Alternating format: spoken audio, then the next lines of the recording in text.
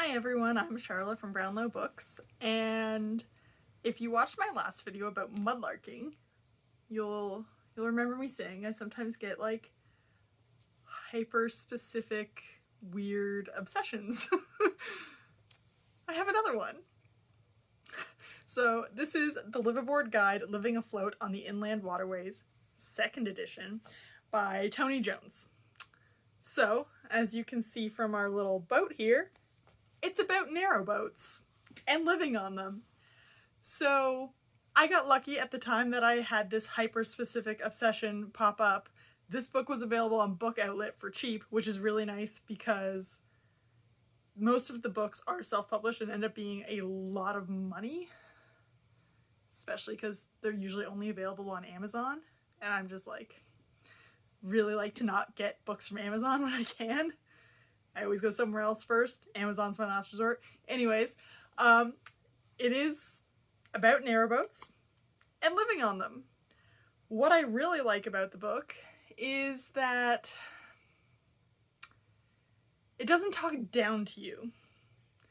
It doesn't necessarily know that you know a lot of shit about narrowboats. It's not like for the super I've been living on a narrowboat for 20 years kind of guy book. It's more of a, you want to do this, I'm going to help show you how and maybe point out some things that you might not think about. So I really enjoyed it, pointing out like the nitty gritty of living on a narrowboat. Because I first saw a narrowboat, I think, when I was watching the Detectorists? When I was watching Detectorists, a UK show about detectorists, metal detecting in the English countryside. One of the guy's girlfriends lives on a narrowboat. So I first saw it there and I was like, that's so fucking cool. I want to do that.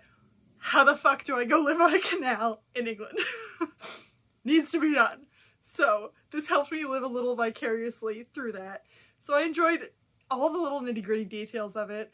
I really appreciated that this has a whole chapter about security. Because like when I was doing my little like pinning things on Pinterest, like, oh, look at this pretty boat kind of thing, I saw a lot of things about like toilets and water and like how to actually cruise the canals, or if you need to like stay in a marina, like all that kind of things, like your little technical things that you'd think about, like, well, what do you do about this kind of thing? And I kept seeing that like it said, oh, be careful because narrowboats aren't like secure, people can break in really easy, like that kind of thing. Whole chapter about security really made me just like, ah, yes, good, okay. If in the wildest way my life could end up, I end up on a narrowboat in an English canal, I will feel safe because I read the security. So yeah, I really enjoyed it. Let me live vicariously for a little while. Cute photos and some not so cute photos, you know. Does talk to several other people who live on narrowboats, and not just in marinas, like cruisers as well. So I appreciated getting multiple perspectives on some things. Like a lot of them have pets. I was like, how the hell am I going to take my cats to England and live on a boat?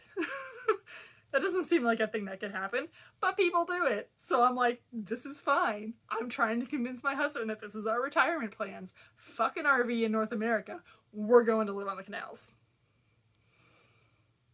Just how it is. He's gonna live with it.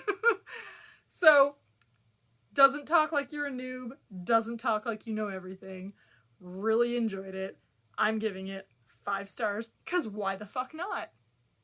Don't forget to like and subscribe.